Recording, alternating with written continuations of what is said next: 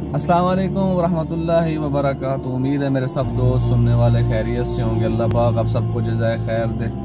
उम्मीद है सब ठीक होंगे, खुश होंगे। मैं एक ख़ास बात करने के लिए आया हूँ मेरे दोस्तों। अल्लाह के यहाँ इज़्ज़त तभी मिलेगी जब हम अपने ऊपर नज़र रखेंगे, अपने ऐब देखेंगे। हम अपनी इस्लाह करेंगे तो हम तरक्की करेंगे, अगर अपनी इस्लाह नहीं करेंगे तो हम पकड़े जाएंगे।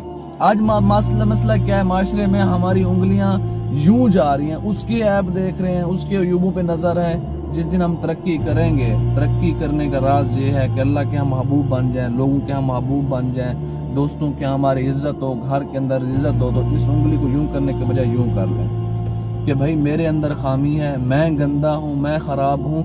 अपने आमाल पे नजर करेंगे तो हम जिंदगी में तरक्की करेंगे, अल्लाह के हम महबूब बन जाएंगे। और नाम अमाल में सबसे वजनी चीज होगा हमारा अच्छे अखलाक। अच्छे अखलाक तब बनेंगे जब मैं दूसरों की सिफात देखूंगा, अपने ऐब देखूंगा।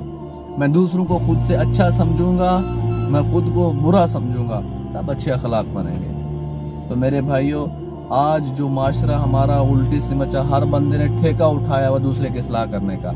हर बंदे ने ये कहा भाई मैं इसको जन्नत में पहुंचाऊंगा, उस पर दुनिया में फतवे लगा दे, ये जालिम है, ये चोर है। भाई मैं तो डट के बोलता हूँ, मैं तो जुल्म के सामने खड़ा हो जाता हूँ। भाई जुल्म के सामने खड़े होने के आपको किसने कहा है?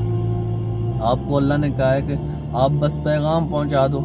आपको जुल्म के लिए आपको अल्लाह ने कोई ओहदा दिया हुआ है। हाँ, आप कोई किसी ओहदे पे हैं तो फिर तो आप बात करें, आप कोई वजीर आजम है, सदर हैं, आप एक अदना से आदमी हैं, अपने गुनाह का तुम्हें पता नहीं।